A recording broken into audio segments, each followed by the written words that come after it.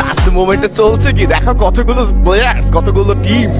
এবার অ্যাডি প্রথম damage receive করেছেন এবং অ্যাডিকে ইনস্ট্যান্ট কিন্তু হিল করা হচ্ছে। তবে আরসির দিকে যদি তাকে দেখো, তাদের কিন্তু দুটো সাইড আছে। যদি লঞ্চ প্যাড ইউজ করে কিন্তু ওই যে পেটের যে জিনিসটা আছে বা স্ট্যাচু আছে, আমাদের রোবো পেটের স্ট্যাচুর উপর কিন্তু যাওয়া সম্ভব আছে। তবে প্রশ্ন সেখানে কিন্তু জোন পাওয়া যাবে না। সো বেসিক্যালি তাদেরকে এই মুহূর্তে জোনের কিছুটা ধরতে হবে। জোনে ধরার জন্য এই মুহূর্তে কিন্তু গ্যাস পাম্পের যে হাউসটা আছে সেটা কিন্তু কাজে একদম খালি আছে দেখো গুড্ডুদের মাঝে। তবে সেখানে র্যাপ আপ হওয়ার সম্ভাবনা থাকবে। আলিফের হাতে স্নাইপার এবং এই মুহূর্তে ফ্লিকার প্রান্তকে প্রথম নক নিয়েছেন। রিভাইভ করার চেষ্টা, দুর্দান্ত কিন্তু আমরা টিম চার্জ দেখতে পাচ্ছি।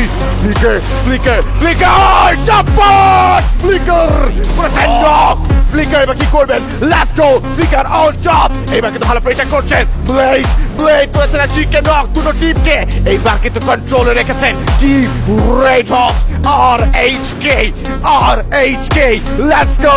এবার আমরা দেখতে চাই ইউনিক লেজেন্ড তারা কি পারবে কিনা। প্রথম জন এবার কুটুস দিয়েছেন, দুটো প্লেয়ার স্নাইপার ইউজ করছেন। Once again another time Nazad with his it's M249 right now এবং আপাতত একটা হেডশটের থেকে ফিনিশ করবেন। পেছন থেকে ড্যামেজ রিসিভ করছেন। But who is this?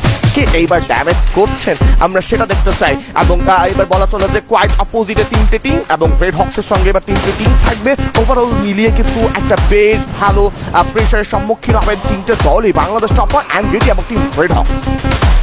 যে কম্পাউন্ডটা রেড হক্স কন্ট্রোলে নিয়েছে সেটা তাদের জন্য আশীর্বাদ হয়ে দাঁড়িয়েছে। কজ মাল্টিপল সাইডে আক্রমণ করতে পারছে বিডি টপ ওয়ানরা। সেই আক্রমণ থেকে বেঁচে এসে একদম বাম দিকে তাদের ক্লোজ রেঞ্জে আসবে ব্যাট রাফিক্স।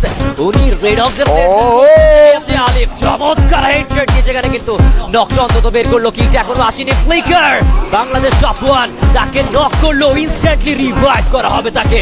প্রান্ত মাহফুজ আলিফ একসাথেই থাকবে। ব্লেড জোকারের কিলটা কনফার্ম করেছে এসিএটি দিয়ে। রেড হক্সদের প্লেয়ারদেরকে বের হতে হবে, সার্কেল কন্ট্রোল নিতে হবে। সেই মুহূর্তে যদি আক্রমণের শিকার হয় তখন আবার বিপদে পড়ার পসিবিলিটিস রয়েছে।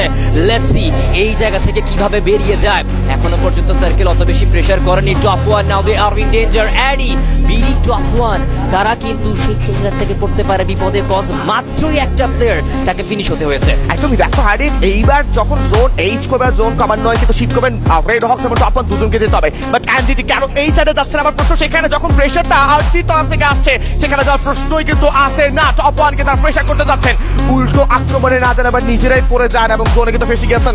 রেড হক্সের দুর্দান্ত একটা মুভ, জোনকে সর্বপ্রথম প্রায়োরিটাইজ করা। এই মুহূর্তে প্রায়োরিটি তারা জোনকে দিয়েছেন। ফিনিশ হয়ে যাবে আরো একটা প্লেয়ার। টপ ওয়ান এই মুহূর্তে প্রায় শেষের পথে। Team Red Hawks versus Red Cliff এবং টপ ওয়ান। লেটস সি এইবার কে বুইয়ানে। ইটস রেড হক্স আর রেড ক্লিফ। লালে লালে খেলা চলবে। তবে ব্লেড প্রথম নক বের করেছেন। আর শিখকে আমরা ফিনিশ করতে দেখতে পারবো কিনা। Let's see.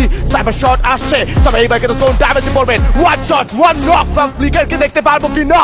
বাট কুটুস with the headshot, Flicker with the shot another takedown right now। এবং এই সাইড থেকে কিন্তু আপাতত লাস্ট দুটো প্লেয়ার রয়েছে from Red Cliff, Bangladesh Top One ও টিম রেড হক্স।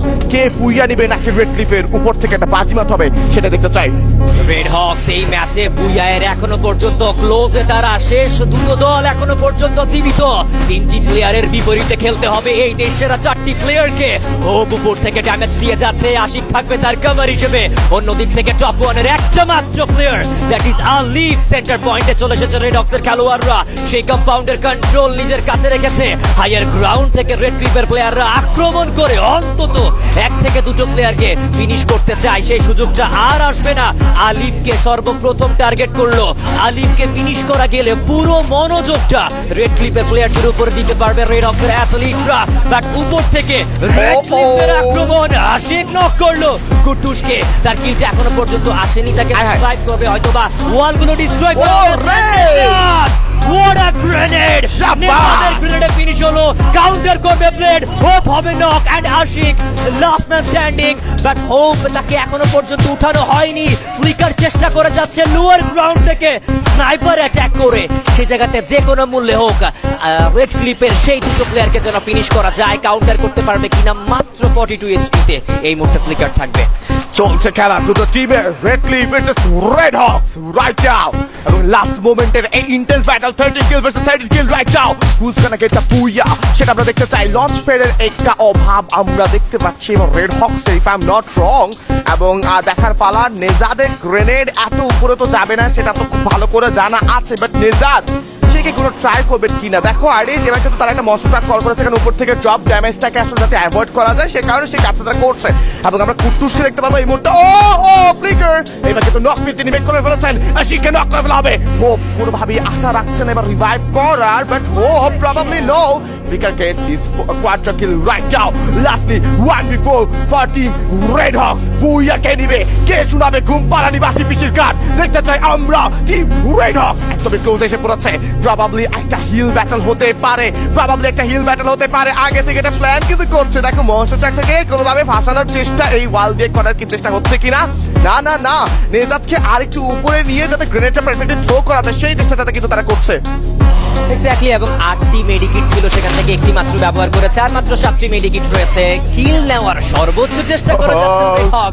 বুইয়া মোমেন্ট এই বাংলাদেশের সেরা দলের জন্য, and the booyah booyah booyah from the side of red Hawks.